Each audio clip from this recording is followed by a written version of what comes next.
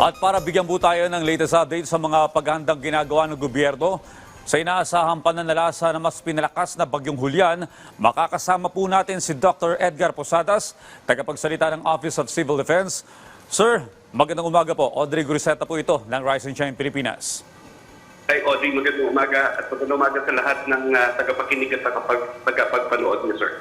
Yes, sir. Sa forecast po ng Pag-asa, posibleng maging isang super typhoon itong bagyong Julian. Base po sa inyong pre-disaster risk assessment, ano-ano na po ba yung na-activate nating emergency prepared and response protocol sa mga rehiyon na tinatamaan na ng bagyong Julian? Well, una, Audrey, yung atin dito sa NDC, let's start with the Endrimosi. Tayo ay naka blue alert ngayon, at yung ating ding mga ibang mga regional offices kagaya ng Region 1 ay naka-blue din sa CAR at saka sa Region, they are on red alert. And so with dito sa Region 3 sa Central Luzon at saka sa Mimaropa, ito ay ang ibig lang sabihin nito, para lang sa mga nakikinig, ibig sabihin nito, pag itinaas natin sa blue yung karagdagang manpower natin, particularly yung mga responders, yung mga uniformed services, ay dinadagdagan yan. Around mga 50% yung dumadagdag dun sa ating Emergency Operation Center, either dito sa Campo Aguinaldo or dun sa mga concerned Emergency Operation Center sa kanilang region, lalo na dito yung sa area ng Cagayan Valley at Cordillera, and of course sa Region 1 din, at meron din tayong heavy rainfall warning advisories sa ngayon. So ang simula nung nagkaroon tayo ng pagmamonitor dito kay Julian, Audrey, dahil kagagaling lang natin dun sa mga iba pang recent na mga pagbabagyo at habagat, So hindi natin totally ibinaba yung ating pagbabantay, and so ganun pa rin ang level ng ating pagbabantay. We continue to monitor. We have monitored already, meron ng mga pangilang-ilang reports dun sa mga affected na mga population, kagaya halimbawa ng meron tayong mga non-passable roads dito sa Region 1, dalawa ito. And yung meron na dati apat ito, so passable na yung dalawa din, from isa sila sa Region 1 at saka sa CAR. And yung mga populasyon natin na affected ay monitor din natin ng patuloy ngayon, Audrey. At in terms of the prepositioning of goods, yung analytics ng ating mga kasamahan sa DSWD ay sapat yung ating mga preposition goods, yung mga food items doon sa mga region. And of course, this is being complemented by OCDs, yung non-food items natin, mga family packs at saka yung mga hygiene kits na pinamimigay.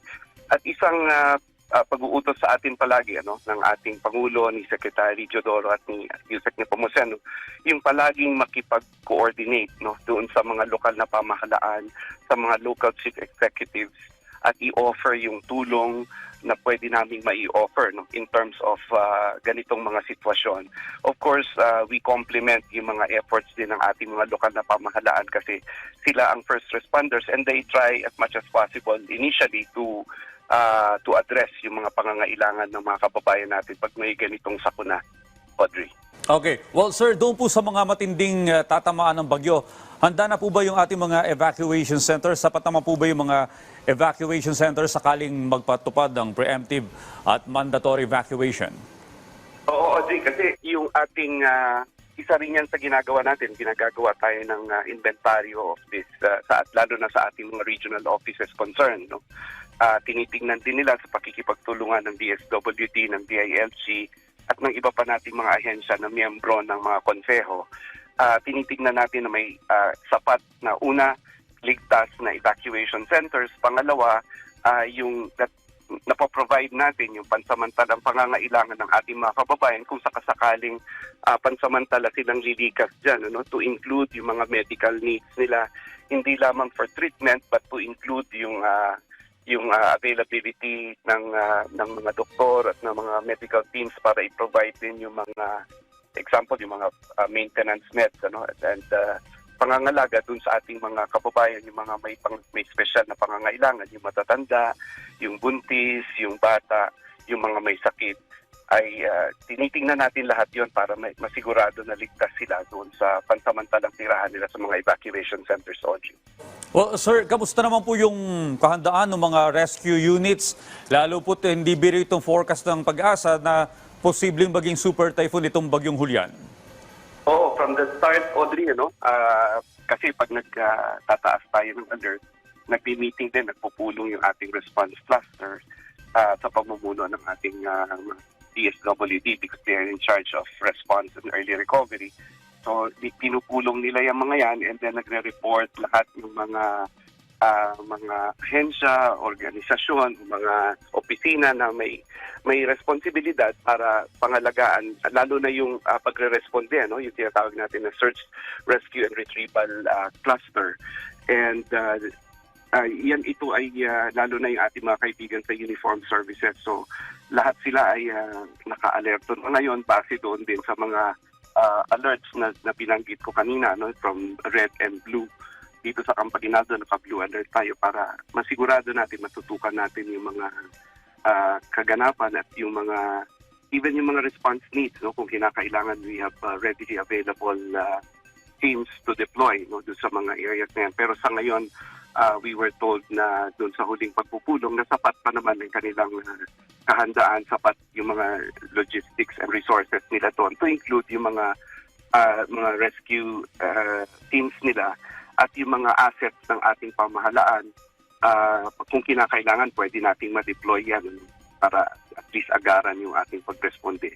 And of course, we would like to also include in the equation yung mga ating mga volunteers from the private sector kasi malaki din ang role na ginagampanan nila dito sa mga panahon na ganito, Audrey.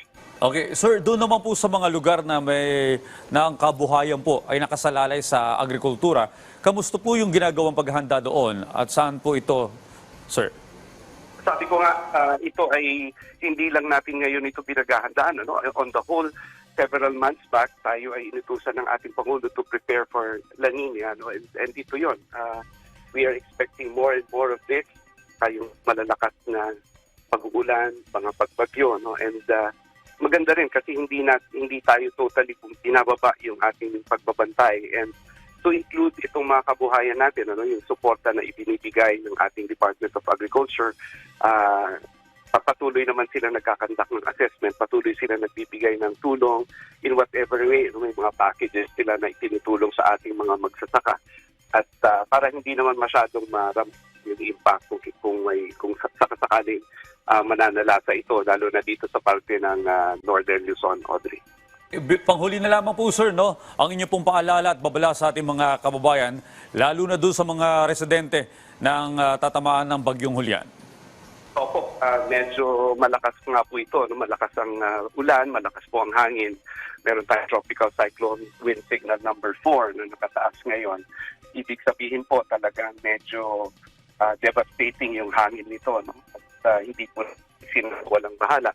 Base rin sa pag-uulat ng ating mga kaibigan sa DOST Pag-asa, yung posibilidad na magla-landfall siya bago siya umalis ng ating Philippine Area of Responsibility. Akin ko kayong pinaalalahanan na hindi po ito biro, maging mapagmatsyag tayo, mapagbantay, makinig po tayo sa mga kinauukulan, kaya po tayo nakikipag-usap ng ganito para po ma-inform kayo, ma-informahan kayo. Hindi lamang po ito, ang OCD po ay may iba't ibang plataforma, ganun din po ang iba't ibang ahensya ng gobyerno at ang NDRIMC para po paulit-ulit ipukpok sa ating mga publiko yung kung ano ang sitwasyon at hand, ano yung kailangan dapat gawin, saan sila pwedeng pumunta para maging ligtas sila, at ano yung dapat nilang gawin. Meron tayong mga tinatawag na early alert warning messages, wag nating ibabaliwala yan. Magdamag na tumutunog yung ating mga telepono dahil nga po medyo malakas itong bagyo. At hindi lang po ito ngayong Julian, meron pa pong mga susunod dito dahil nag-i-expect po tayo ng La Nina. So patuloy po tayong magbantay, mapagmatsyag at mag-act. Huwag na po tayong magdalawang isip pa pag tayo ay sabihan na lumikas panandali. Gawin na po natin yan. And I would like to assure everyone, Audrey, that your government in the different levels hanggang sa lokal na pamahalaan at dito sa national, through the NDRIMC at saka sa OCD, ay handa po kami para tumulong, tugunan yung mga pangangailangan ninyo. Nakamonitor tayo ngayon, mataas yung alert natin ngayon. At tulong-tulong po tayo para mapanatili nating ligtas ang ating mga sarili, ang ating mga pamilya at ang ating mga komunidad. Alright, maraming salamat po, Director Edgar Posadas, tagapagsalita ng Office of Civil Defense.